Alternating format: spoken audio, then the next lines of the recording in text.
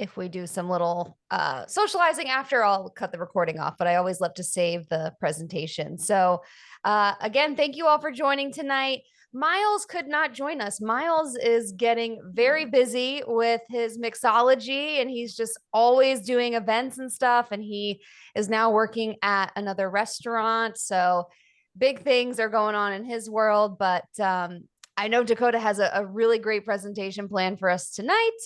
And it is all about, as you've seen, what is better. Well, I'll let him talk about it. You know what, Dakota, our OG, my Pop Chat day one participant is back for round 2, hosting one of these. So I will kick it over to him.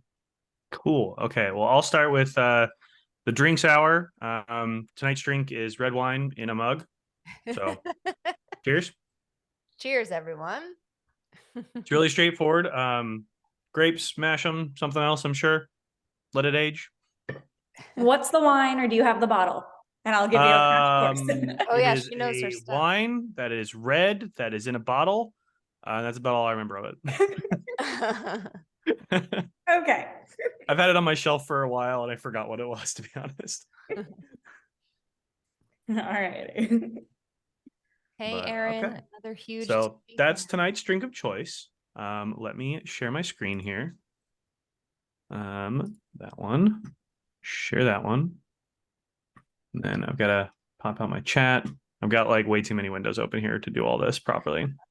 That's how it goes. I told Brian, but if my picture freezes up for whatever reason, just shout at me. My computer doesn't like my camera for some reason. So, but okay. Well, let's dive right in. So in 2023, we have more content on more streaming platforms than we know what to do with. Entire seasons of new and old shows alike are all available at our fingertips. But if we turn the clock back 10 years, the landscape is really different. The only major recognizable streaming names on the block are Netflix, who had only recently stopped mailing physical DVDs to people. Amazon Prime Video, who was just that year beginning to develop original content for the first time. And Hulu, who appeared to be one of the biggest, if not the biggest, industry players at the time. We also had Crunchyroll, who has long been the go-to place for anime. 2013 was also the year that the term binge watch began to increasingly become part of our social lexicon.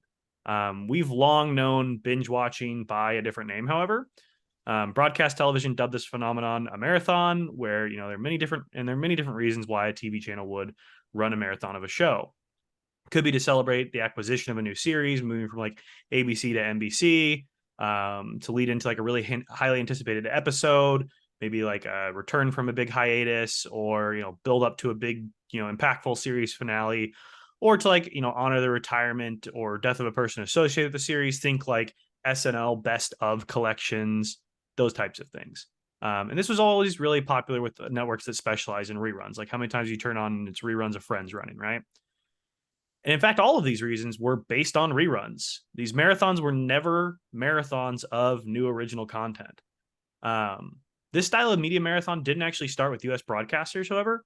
It came about thanks to the rising popularity of anime and manga. Manga publisher Shonen Jump developed an extremely successful model of publishing individual chapters of different manga series that would, with a pretty consistent cadence weekly generally.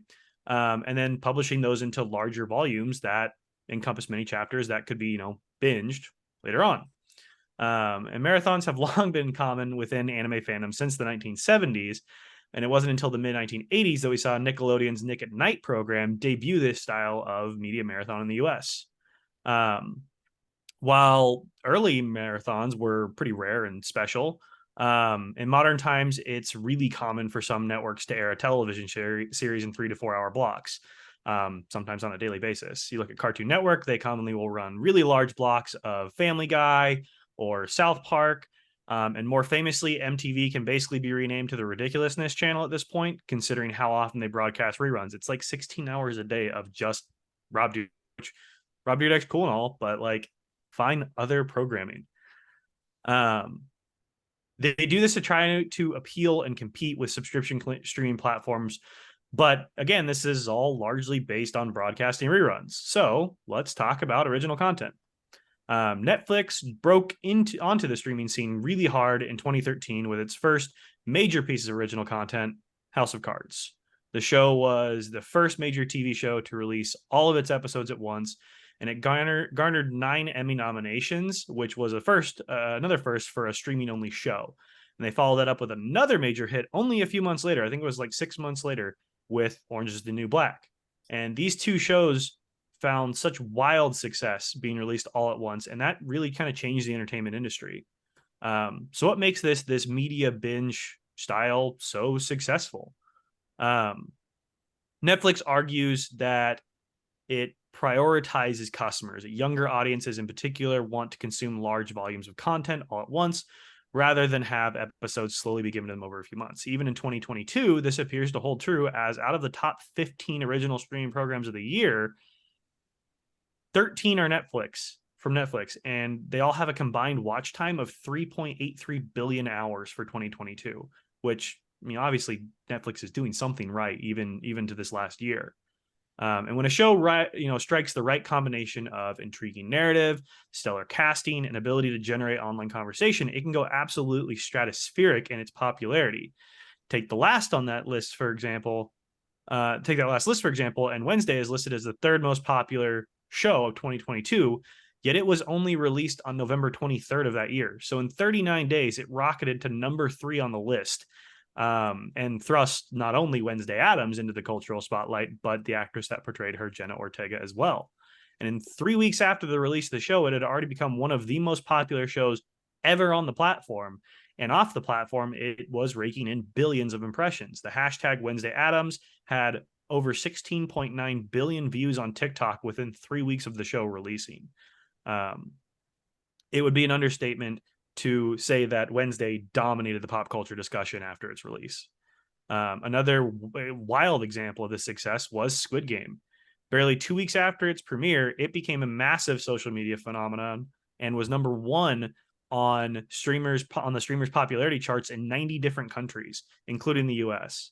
And as of this presentation, the hashtag Squid Game has over 80 billion views on TikTok, and the show even spawned a controversial recreation of the show by YouTuber Mr. Beast that, as of this presentation, also has over 380 million views on YouTube. So Netflix certainly knows how to dominate the cultural conversation with its content. There's some really interesting considerations to think about with this style of release and how it impacts the content itself. In a traditional weekly rollout, it's often common for shows to nicely wrap up each episode. The A plot, the B plot, they wrap those up with nice little bows in their 30 to 60 minute runtime, and they generally end on some kind of cliffhanger, like Who Shot Mr. Burns or The Red Wedding.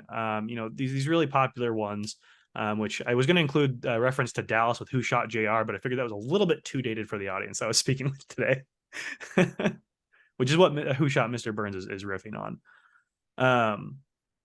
But with binge releases, however, there isn't much of a necessity for each episode to neatly resolve itself and create anticipation for the next one. When the next episode is only a few seconds away, it can change the way in which the narrative itself is structured. Some of the shows then are treated less episodically and more like one larger narrative that's being told, a movie in many parts, if you will. Creatively, this puts more control back in the hands of the show writers. Less time worrying about the show, whether or not the show will be a success week to week, and they can focus more on the show as a whole and its narrative structure. From a marketing perspective, it's a bit more streamlined as well. Instead of having to week over week continually rehype audiences to get them to tune back in, you can instead go all out on the promoting the show as a whole. Netflix did some really impressive out-of-home pop-ups for the season 4 premiere of Stranger Things. This is just one example with the Empire State here, but they did, major landmarks across the globe. They did these pop-up Stranger Things types of setups, and they had billboards like in LA. I think the hand here was like in India or something. It was all over the globe. They had these insane pop-ups. It was really, really cool to see. And now these numbers are really impressive to see, especially for shows that are not based on a larger pop culture property like a Marvel or a Star Wars. Netflix, however, is actually really rare amongst its streaming competition in that they have progressively released more and more viewership data. Currently, Apple Plus is not releasing viewership data, even for mega hits like Ted Lasso. Disney Plus also does not typically release viewership data, but we have some third-party data aggregators like Nielsen and Parrot Analytics that give us a nice little peek under the hood, which is really good to see. When Disney Plus announced that they were going to be launching in 2019 with this, the streaming world was shaking in their custom baby seal leather boots. The juggernaut of IP, the empire to everyone else's rebellion, the mouse had arrived. Disney came at streaming a little bit non-traditionally, launching really hard with their vault of movies and TV shows that they already had and have long had. But they also came in with some brand new, highly anticipated shows. At launch, season 1 of the brand new Mandalorian show took the internet by storm with the introduction of Baby Yoda. And if Kermit the Frog was the green pop culture icon, green puppet of the previous generations, Baby Yoda is our green puppet cultural icon that we now have today. Season 1 nabbed 5.42 billion viewing minutes, and season 2 followed it up with 8.38 billion viewing minutes. Looking at a breakdown of new series released on the platform through 2021, Star Wars and Marvel properties have outperformed every other new show on the platform, with Loki season 1 leading the way for the highest average viewing time per episode of any show from either franchise, with an average of 872 million viewing minutes per episode. And it's impressive to just see the growth of these two IP properties. Even less popular shows within those same franchises, such as The Bad Batch and the Marvel What If series, have outperformed other Disney Plus originals like High School Musical, the series, which that their name might have done them in there. That's a bit of a mouthful. Big Shot, which I know Jared was really, really stoked on Big Shot, and the Mighty Ducks Game Changers. Disney Plus may only know 2 moves, but they use them to great effect. And interestingly, Disney Plus took a different approach to content with the way that they started releasing things. They went weekly. Every new HBO show on the platform has released new episodes in a weekly cadence. Apple Plus, HBO Max, and Hulu have also all been following this cadence with weekly rollouts, or at least with a significant portion of their content, if not all of it. So what do these other platforms seem to know that Netflix doesn't? We're currently in what I would argue is the golden age of content creation. With the power of the phones in our pockets, anybody can be a creator. From TikTok to Instagram to YouTube to Twitch, there is a platform where people can take what they love and create content about it. Our entire industry has shifted to leveraging the power these creators hold through influencer marketing. Everyone is after more eyes on their content, and streaming platforms are absolutely no different. Sorry, got to take a wine break.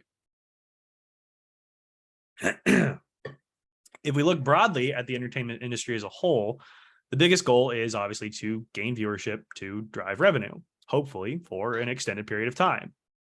In service of this goal, we come across the most dreaded word in all of marketing: viral. Making your content go viral, or to phrase it in a less grating way to this marketing audience, make your content socially relevant, is one of the easiest ways to increase your viewership. That's an obvious statement. The more popular a series is, the more people will talk about it, tweet about it, make fan content about it, etc. And then social pressure and FOMO are able to take hold and drive even more viewers. In the days of broadcast TV being the only option, people would gather around at a specific time to watch a show together. It would air, and then that was it. No real online social discussion, no real YouTube Easter egg breakdowns or reaction videos. Unless they ran reruns, that was it. Fast forward to the social media age, and it's a totally different story. Imagine for a second, if you will, that Desperate Housewives, which was originally released in 2004, released their first season today. It would be juicy hot gossip with all kinds of wild theories, and I would eat up every single second of it. And that's exactly what platforms are banking on. Disney knows that they hold the infinity gauntlet of IP in their lineup, and rabid Marvel and Star Wars fans will consume every single piece of content produced around the property. They will theorize wildly. They will create their own content about it. They will talk to anyone they can about it. It's me, I'm them, I'm the problem. I'm the same one who does all of this. But all of this activity is doing one really important thing. It's driving social relevancy. In the days of ABC's TGIF lineup, we would be treated to an evening of sitcoms and fun shows, weekly releases of TV shows that were an event in their own right. Especially since, like I mentioned, there was really only one chance to watch it. In the streaming era, especially when all episodes are released at once, there really isn't that social event aspect of it anymore. You binge it in your basement and then you go online and tweet about it. At least that's what I do. AMC and HBO had two of the last great event shows that I would call them, which were The Walking Dead and Game of Thrones. Both released their first seasons within 6 months of each other, and both shows commanded massive audiences that would gather each week around the TV to be whisked away to a post-apocalyptic hellscape or the wilds of Westeros. And I remember, I think it was freshman year of college, my roommate and I think by this point it was like The Walking Dead season 4. We would get like our entire dorm floor would jam into our one dorm room to sit and watch every episode once a week of The Walking Dead, and it was super good. It was just a big event that everyone in our dorm did. It was super fun. Where did I lose my spot here? Both these shows landed in a sweet spot where they were on air before either channel had launched their own formal streaming services.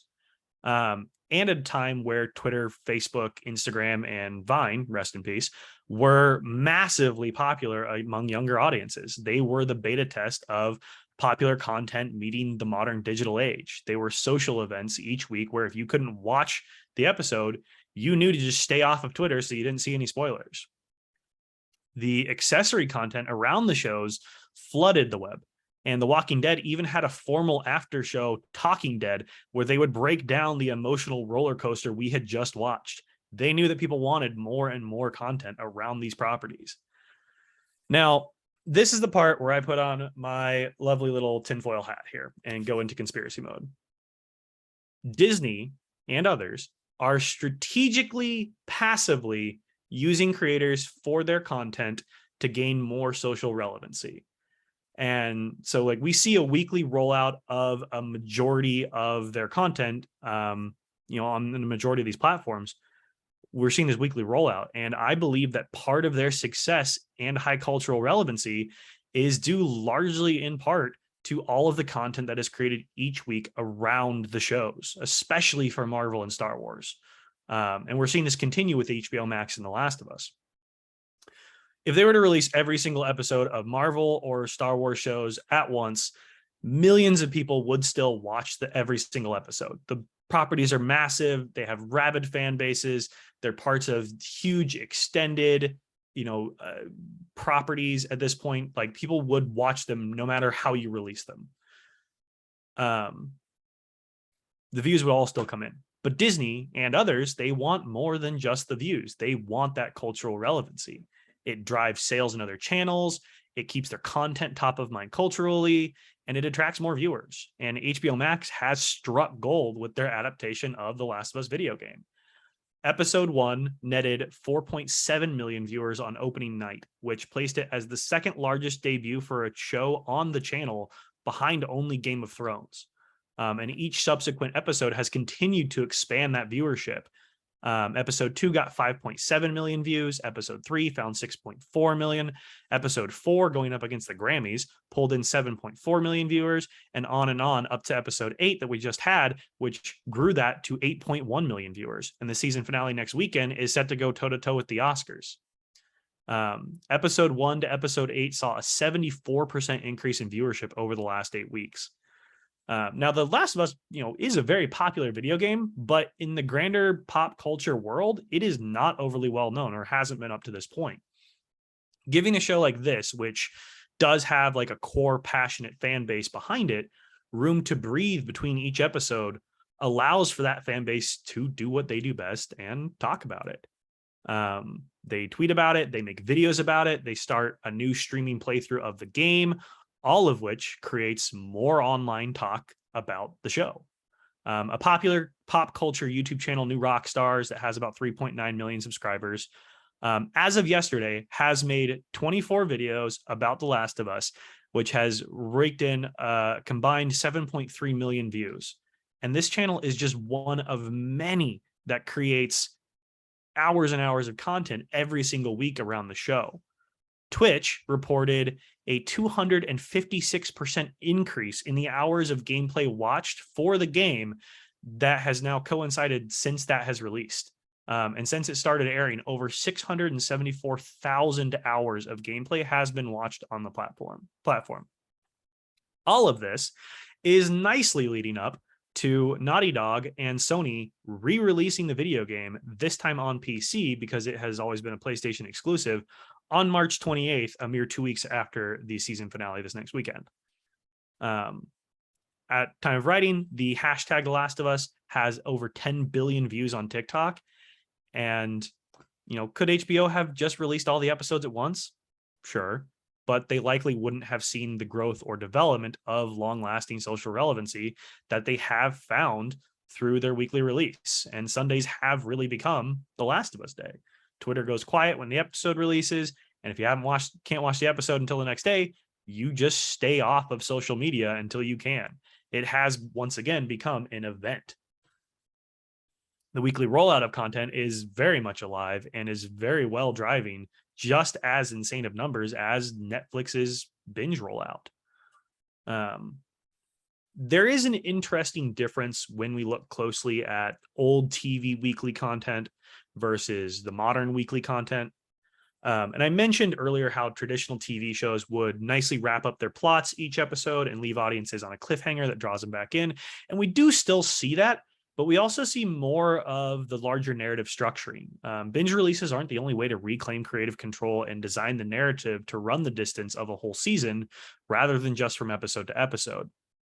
It's a curious combination of the two narrative structures, with episodes existing on demand after they premiere as well, rather than not just being broadcast once and then relegated to the rerun slate.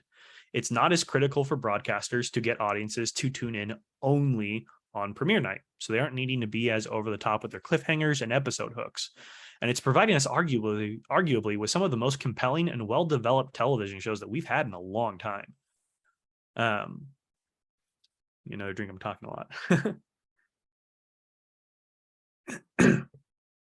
Now, traditional broadcast TV shows had like a running season, right? They'd fire up in September with the start of a new season and conclude around May, which makes sense. Maximize the viewership during the time of year that people are most likely to be home, inside, and watching TV. It's a predictable schedule, and the hiatuses were around 6 months at most. If we start looking at some of the binge-worthy shows that Netflix has dropped, we spot a frustrating yet interesting trend. The hiatuses have become longer, much longer. A large part of this is, of course, due in part to the increase in production quality. But if we take Stranger Things, for example, each season can be binge watched in a single day. So if you had restraint and you watched one episode a day, then, okay, now your content has made it 8 days worth of content life. After season 1, you had to wait a little over a year for season 2, not too far off what people were generally used to. Then you had to wait 2 years for season 3, and then 3 years for season 4, which I'll give them a year of grace due to COVID, but so let's call it 2. But still, though, that's a long wait between seasons. Compare that to a previous high production show, Game of Thrones, and we see a very different story. Season 1 released with 10 episodes, 1 released each week for 10 weeks. Season 2 was released nearly 1 year to the day after the release of season 1, episode 1.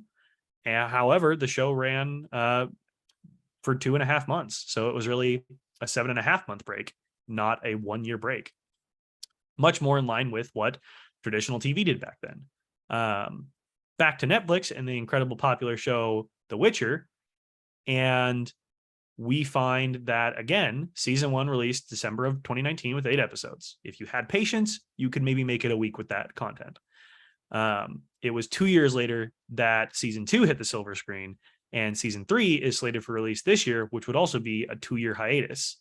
So those long wait times and short consumption times can be kind of grating on audiences. And I remember, I can't remember where I saw it, but Aziz Ansari talked about how he had just dropped a a brand new season of Master of None. And about 3 days later, somebody came up to him on the street and said, "Hey, love the new season. When's the next one coming out?" And he's like, "It's been 3 days." And, he just kind of spoke about this rampant consumerism and how it's like, "Well, cool. That was great. Thanks. Where's the next one?" And he's like, "I just spent 2 years of my life every day working on that." And so it can kind of cheapen for the artist what they create and make it feel like it's just, okay, picked up, done, gone, moving on. So which is better? Binge watching weekly? The answer is seemingly secret option number 3, both. These release models really are not mutually exclusive, nor are they a binary choice that platforms have to make. And in fact, it's becoming increasingly more common for platforms and even the shows themselves to employ both styles of content release. Executive VP of Content Strategy at HBO Max, Meredith Gertler, has been quoted saying, "We don't employ a one-size-fits-all approach. We have the flexibility to develop a unique strategy per series to best meet the customers where they are. Some of our series lend themselves to binging, while others are better suited to consume over time." HBO isn't alone in this either. Apple Plus, when launching the immensely popular Ted Lasso, didn't know how audiences would initially receive it. So when season 1 released the first 3 episodes, they dropped them all at once, which allowed audiences to binge their way through a small part of the show, allowing them to develop more of an interest and attachment to the characters. And then the show reverted to a weekly rollout for the remainder of the season and has remained weekly for the rest of season 2.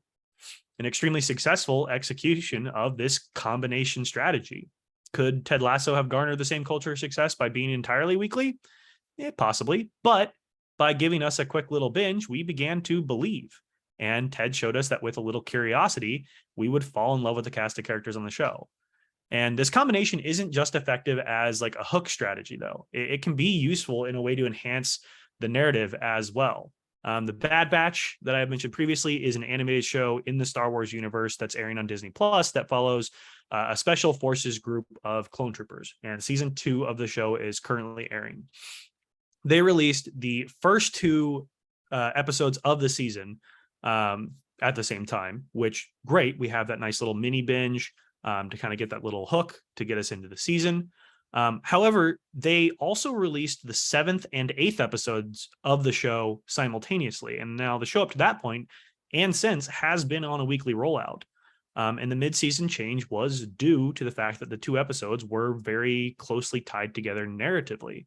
So they made a choice that instead of, trying to cull the episode down to fit in one episode or leaving fans hanging for a week, waiting for a critical plot, resolution, they decided to complete that narrative through a double release of episodes. It's a really interesting choice that's driven by the story itself, and another unique application of this kind of combination release strategy. So where does that leave us now? Everyone except for Netflix seems to, at least in part, have adopted a combination of the binge and weekly release strategies, depending on the content itself and what makes the most sense for its given narrative. In 2013, Netflix played into the idea that convenience is profitable and is what everyone is after, that we want instant gratification. Now, this truly came to an exaggerated peak in 2020 when we all found ourselves stuck at home with nothing to do. I mean, how else can you explain the fever dream that was Tiger King, racking up 34 million views in the first 10 days of its release?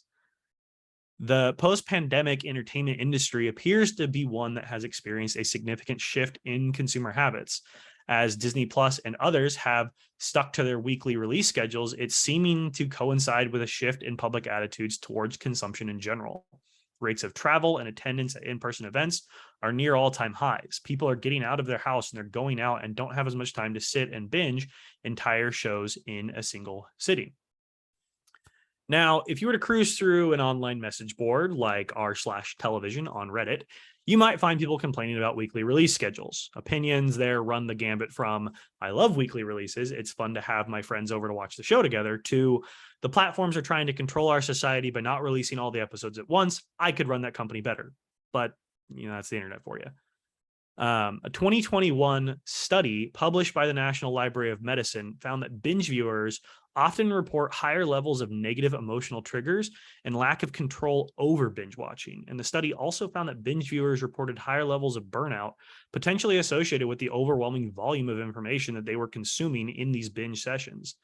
Like any vice, moderation is certainly key. Data from Q1 of 2022 shows that we find a mix of both weekly and binge release shows trending in the top 20 most watched. The most successful shows were Yellowstone on Peacock, Severance on Apple TV, Euphoria on HBO Max, and The Book of Boba Fett on Disney+, all of which were following weekly release schedules. The most successful binge release was Amazon Prime's Reacher, which was in the top 20 most watched for 8 consecutive weeks. Yellowstone, by comparison, was in the top 20 for 18 straight weeks. Severance remained in the top 20 for 12 weeks, and Euphoria for 10 weeks, and The Book of Boba Fett for 8. All of this seems to suggest that binge watching, while still a popular way to consume entertainment, does not necessarily have the staying power that weekly releases have. Netflix makes a really good case against that conclusion, however, with their mega hits like Squid Game, Wednesday, and Stranger Things. But time will tell if this conclusion will hold true or if the binge model will grab hold of audiences once again. Looking back at some of the other data that we've seen, the obvious conclusion is honestly a frustrating yet familiar one for marketers. It depends on the content, which method is best. Is your audience willing to delay gratification and go on a journey along with the stars of the show? Is the narrative one that needs to have an instant resolution and be a singular experience? Hulu has taken an interesting approach and looked at the emotions that the audience experiences while watching the show as an indicator for which release strategy works best.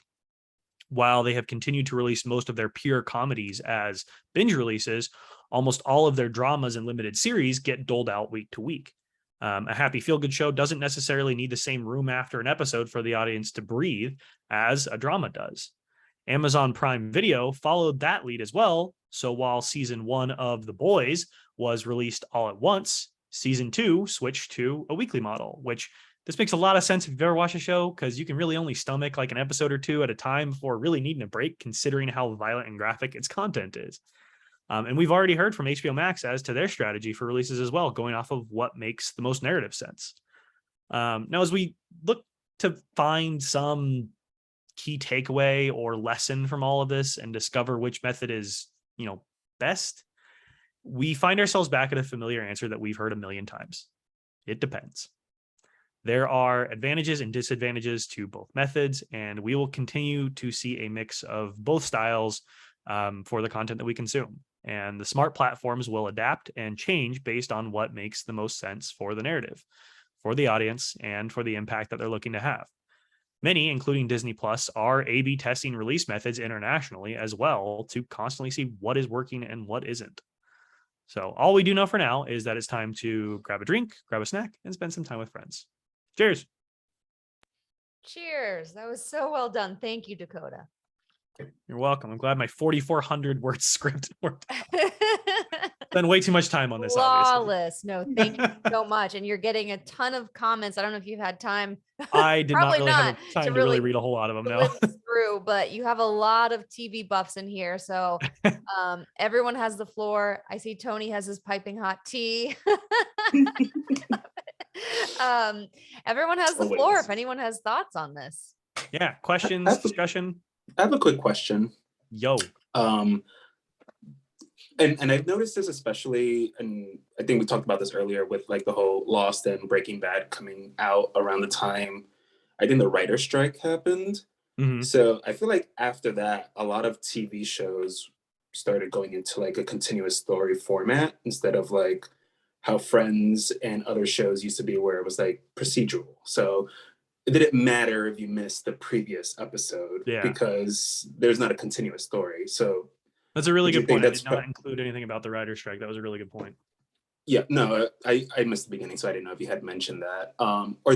So do you think that like plays a factor with like the whole binging or not binging, because TV shows now need to have a continuous storyline where I feel like I don't watch shows on CBS anymore, but I'm pretty sure they still have the same. I say I format. have not watched like a mainstream like cable TV show in a long time. I feel like. Yeah.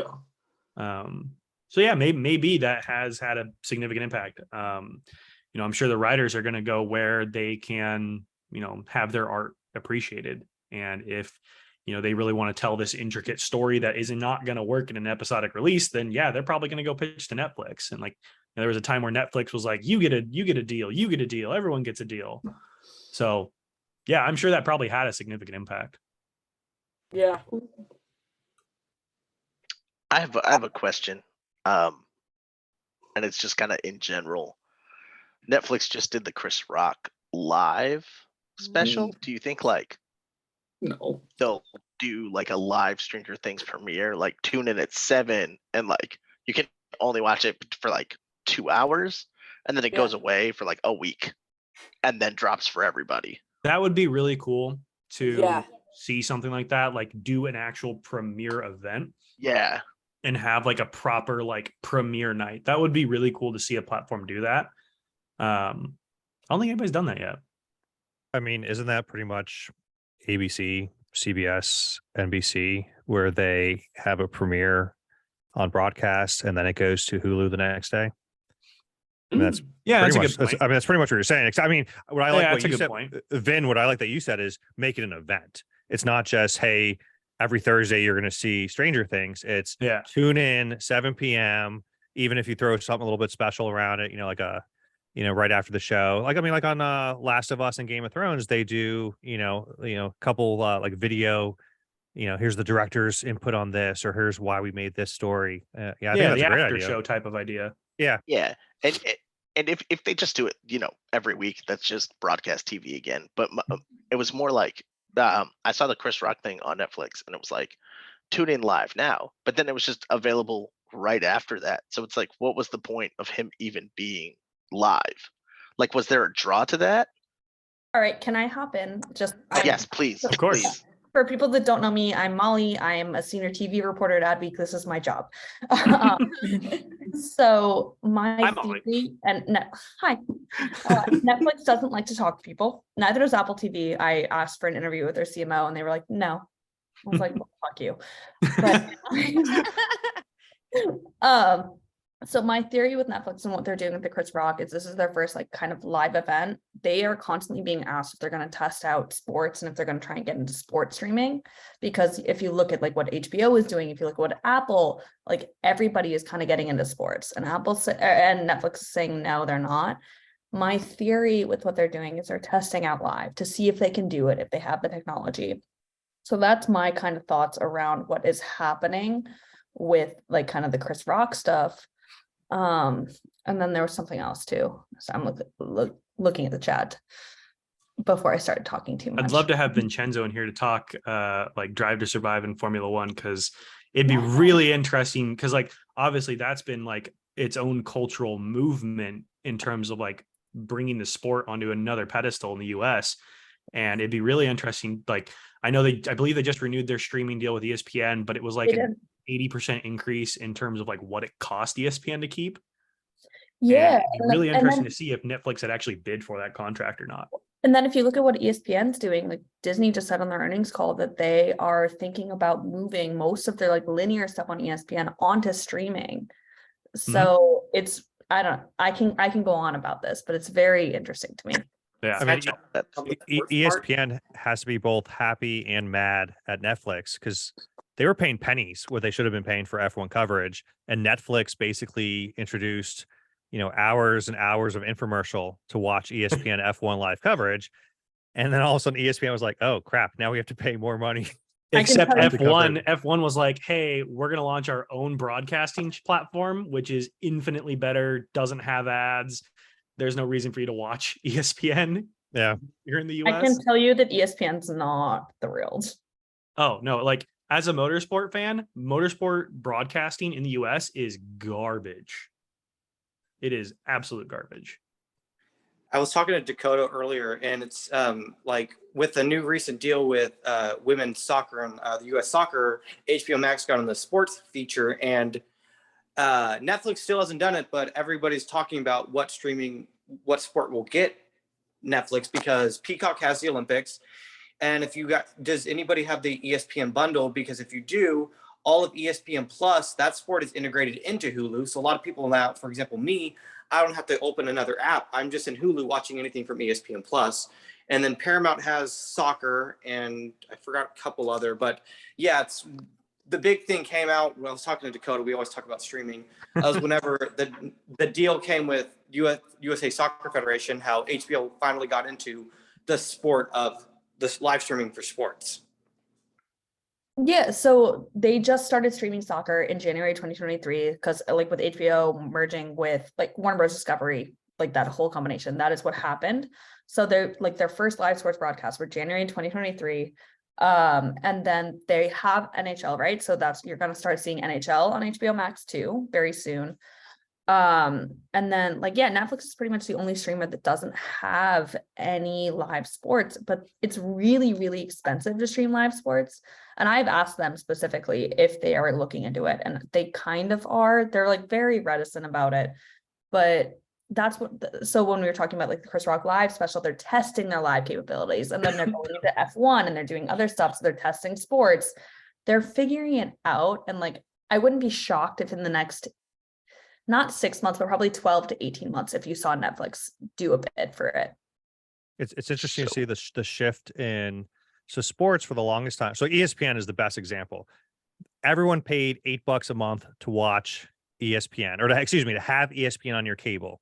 Like my parents never tuned into ESPN. They paid $8 a month to have ESPN on their cable. Everyone paid $8. It was the bundle, baby. It was, that's just what it was for 30 years. If you had cable, you paid $8, $6 to $8 for ESPN. So you see all those numbers where ESPN subscribers went from, I think it was like 85 million down to like 25 million. No, they didn't lose viewers. They lose people who got tired of paying for something that they weren't using. So it's going to be very interesting. I think is how are they going to then monetize? Because like NBC, you have football, you hope to break even, maybe make a little bit of money, but you're then selling all the other programming, and that's where you make all your money. You're making, all those ads for Friends and Cheers and Alf and whatever shows you want to talk about. I think now with Netflix, with a lot of the streamers, a lot of this content is seen as standalone and insulated.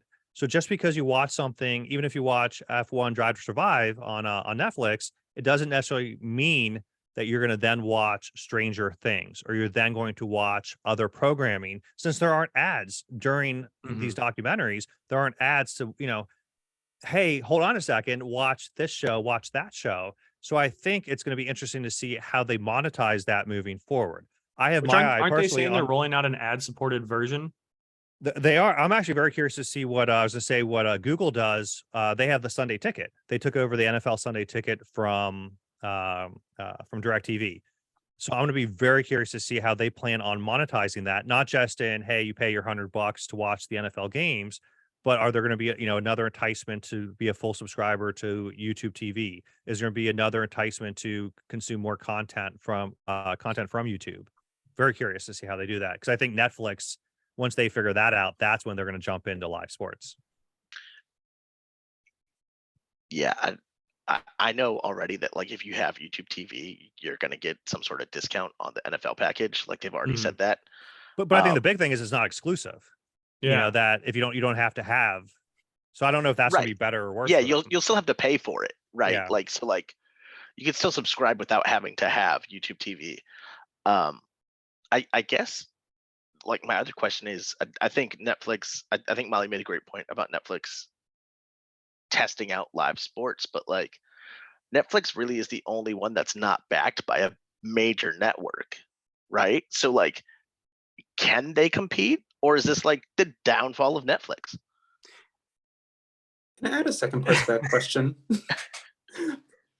On top of that, also Netflix doesn't seem to be the type of platform that actually shares data. So why would you? And somehow they're the ones who are like leading the way with data sharing. Now Oh. it's like, okay, they're sharing data. Let's take that with a massive grain of salt because it's them providing their own data, which Yeah, no and one's actually gonna read be like, something- hey, here's actual data that's 100% true that we didn't clean up and make it look better at all.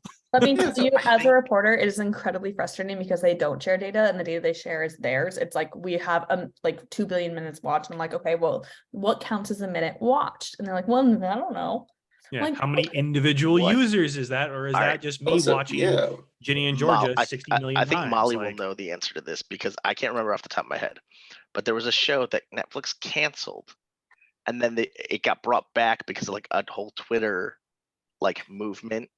And I think one of the writers for that show was like, Netflix wouldn't even share with us how many viewers we had when they said that it got canceled. And I can't remember the name of it. there's been a few shows. I mean, One Day at a Time. It wasn't One Day at a Time. Yeah. That's the one. One Day at a Time. Okay. Yep. So, also, did you guys hear about the Netflix like laughs, kind of like a TikTok thing, but for Netflix? no. Oh, well, when I was on Netflix on my phone, I saw it was like this Netflix laugh thing, and it's kind of like a TikTok thing, but it was like Netflix, and they'd like advertise shows. Was this part of like the Netflix comedy festival they do that's like 4 days out in LA? Sorry, what did you say? There's a Netflix comedy festival. I can't remember what it's called, but it's like 4 The days. in LA. fast laugh tabs. Yeah, you the talking about, fast Nick? laughs. Yeah, that's what it was. Huh. Yeah, it's interesting. It is like a TikTok style kind of like feed. Yeah. Uh-huh. That's really interesting. I kind of like seen that in like other platforms too, like Huh. YouTube and like Instagram and like doing stuff like that.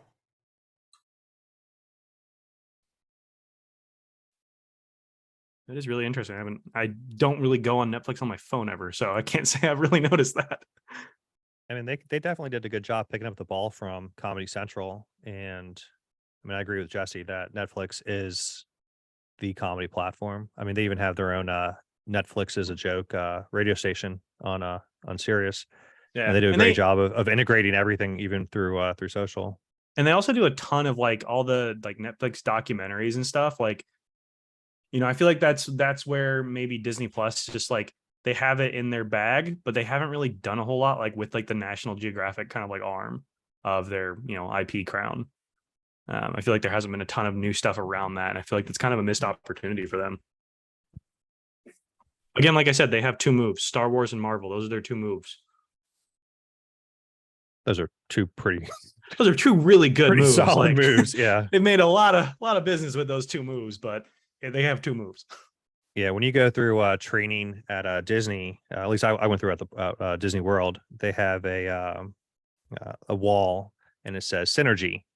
And at the time, because I'm a little bit older, it was Lion King, and they taught basically synergy is a nice, pleasant way of saying we're going to squeeze every penny out of the IP that we have. So they showed the Lion King, and they showed the VHS tape, they showed the Broadway show, they had like a ABC Saturday special. I mean, like that's the reason that explains why Lion King 1.5 exists. Yeah, but it's amazing how I think you kind of touched on in your presentation that I think with a lot of the streamers, it's one of the strengths of weekly release or not binging, whatever the schedule is that it can help move other product, And that's exactly it, especially for Disney, because they know that like, people are going to go to, because they have every property attached to it. People are going to go to Star Wars World. People are going to, watch all the accessory content online. People are going to buy merch. People are, they're going to do all of these other mediums and channels that may be more profitable. They're going to engage with that.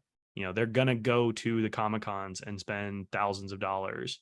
And it's all free impressions, free top of mind spreading of their content, and it just keeps everything that much more, culturally relevant. It's still amazing though how the the whole debate is binge versus weekly. That we look at Mandalorian season 1 episode 1. They didn't release any toys. They didn't have any, for the most part, screenshots. They had a brief trailer, and here we are 3 weeks before Christmas. And I that tweeted about this at the time. I was like, this is a dropped ball for them to not have stuff on the but- shelves ready to go. no, it was the integrity of the story. And that's amazing that I think it was December 9th. I mean, let's say December 9th, whatever. December 10th, you couldn't walk into Walmart. You couldn't walk into, Toys R Us or anything. So no one got this Christmas. Yeah. No one. But it was amazing that was for the integrity of the storytelling. I mean, it was amazing. I mean, I remember screaming when I saw you see the little finger pop up. Spoiler alert for anyone who hasn't, seen You've it had past 4 time. years. Yeah. But it's amazing how I think if they went in the other direction, hey, we're going to drop all the episodes, we're going to binge everything the first weekend, then I think that strategy would fall in line with we're going to have all the toys hit the street 3 weeks before. You look at they're starting to roll out the Mario movie toys. A lot of that's starting to hit the shelves this week, and the movie hasn't even come out yet. And I can have Yoshi kind sitting of right here. speak to the toy side of things because I used to work in it, but like you need assets so far in advance to produce things to put on shelves that like they would have had to. And I don't know who has the Star Wars license. Is it Hasbro? I feel like Whoever everyone has has a it, like Star they would have Wars. had to have that well in advance, and there's no way that it wouldn't have been leaked. So like I think they made the heard- right move there. The little bit that I've heard from David in working with Roosevelt's and like them and their Disney properties that they have IP for, it is such a back and forth on like so much red tape, so many hoops to jump through, so many different verification processes. Like, yeah. And it like you said, Jason, it was, integrity of the story. They wanted to have this big reveal. And yeah, things would have been leaked 100% had, they'd rolled out toys and stuff. But yeah, it's an interesting choice for sure. Have you guys heard of the show called Arcane? Yes. So Arcane is created by Riot Gaming, kind of like how Last of Us is created by Naughty Dogs. So what happened was Netflix wanted to do a straight up binge release, but Riot Games were saying, hey, we're not doing that. We're doing it 2 episodes weekly because we have a promotion with all of our games. So they had Valorant, League of Legends. So they had a promotion every single week. So Netflix was really insisting on pushing a binge release, like, oh, this is what we want. And then Riot Games stepped in and like, we don't want that. We want to do it this way. So they put their foot down on Netflix because Netflix was just going to release it all at once. And that's interesting to see Netflix actually like go for a weekly release. Because it's interesting because like, and I didn't really include this in the presentation, even though it kind of came up a lot in the research, is like binge watching, like people did like, TV marathons and like movie marathons and stuff like before Netflix, but no one did the binge release before Netflix. And so it really wasn't like a common, consumer behavior to binge a whole show, but Netflix made it mainstream. And now when the entire industry is shifting back to this kind of week by week broadcast rollout, Netflix is kind of almost stuck in their own hole that they've dug themselves into of we are the binge watch platform. And like, obviously they're still seeing rampant success with it, but it seems more like if you took like the bulk of their shows, they're kind of relying on the fact that they have volume of content and they're kind of jumping from major hit to major hit. And that's what keeps sustaining them. Whereas, say 75% of their content is just kind of run of the mill in terms of performance, but their massive successes are absolutely astronomical. And that's why you have Stranger Things figures packaged with Ninja Turtle figures. It's the dumbest thing I've ever seen. So stupid. Sorry. I'll get off my soapbox now. No, it's okay.